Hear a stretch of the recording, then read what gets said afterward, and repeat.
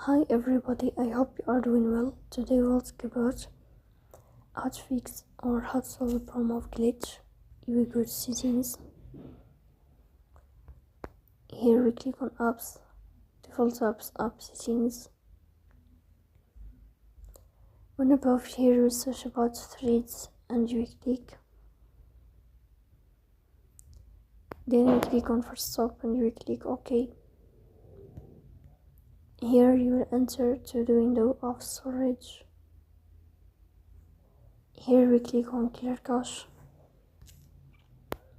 Here we go to Play Store. You will search about threads. If you find update here, then you will update your app. So that's all. Don't forget to support us by like and subscribe. See you next time and thank you for your watching and your attention.